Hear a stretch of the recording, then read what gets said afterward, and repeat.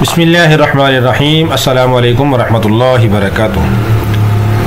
हज़रत अनस बिन मालिक रज़ी अल्लाह तआला अन्हु फरमाते हैं कि रसूलुल्लाह सल्लल्लाहु अलैहि वसल्लम ने इरशाद फरमाया, अगर आदमी के पास सोने की दो वादियाँ हों तो उसे तीसरी वादी की ख्वाहिश होगी और इसका पेट किसी चीज़ से नहीं भरेगा सवाए मट्टी से, यानी सवाए मट्टी के मट्टी ही इसके पेट को भरेगी। और अल्लाह ताला हर उस आदमी की तौबा कबूल करता है जो उससे तौबा करे। तौबा का दरवाज़ा अल्लाह रब्बुल आलमीन ने मौत तक इंसान के लिए खोला हुआ है। जिस वक्त इंसान तौबा कर ले अल्लाह रब्बुल आलमीन उसी वक्त माफ़ कर देते हैं। एक रिवायत के अंदर आता है कि तौबतुल अब्द मा लम युगरगर, कि तौबा की आदमी की तौबा कबूल की जाती है यहाँ तक कि गरगरा की हालत, यानी मौत का जो कैफियत है, नज़ा का आलम है, वो तारी नहीं होता, उस वक्त तक तौबा कबूल की जाती है।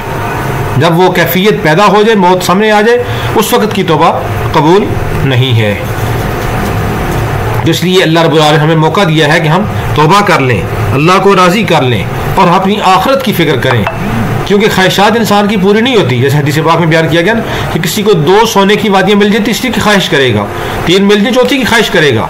इंसान कहता है और मेरे पास जमा हो जाए माल, और जमा हो जाए, लेकिन पता नहीं वो माल इंसान के काम आएगा नहीं आएगा। तो इंसान का माल वो है जो इंसान ने खा लिया, पहन के पुराना कर दिया, या अल्लाह की राह में सदका खैरात कर दिया, अल्लाह की राह में दे दिया, खर्च कर दिया, आगे भेज दिया, वो इंसान का माल है। और बाकी जो इंसान छोड़ के चला गया तो फरमाया वो वरसा का माल है, वो इंसान का माल नहीं रहा। तो इसलिए हमें आखिरत की फ़िक्र करनी चाहिए। आखिरत वाले अमाल में से एक बहुत ही अहम अमल है सदका जारिया। सदका जारिया में से एक अमल ये हैंडपम्प लगवाना है। हमारे पास अभी भी बहुत सारी दरख्वास्तें हैं कि जो लोग बेचारे साफ़ पानी को तरसते हैं।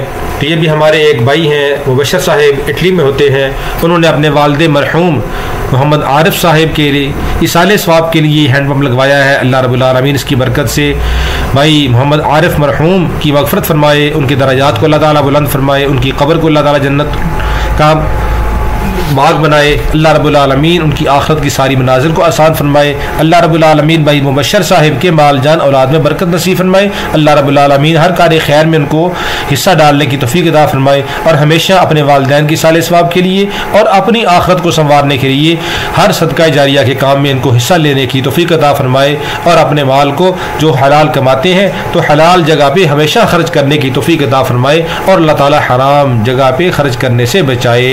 इंसान नियत कर ले, अल्लाह रब्बुल आलमीन उसको अमल की तौफीक दे देते हैं। अल्लाह हम सब को अमल की तौफीक अता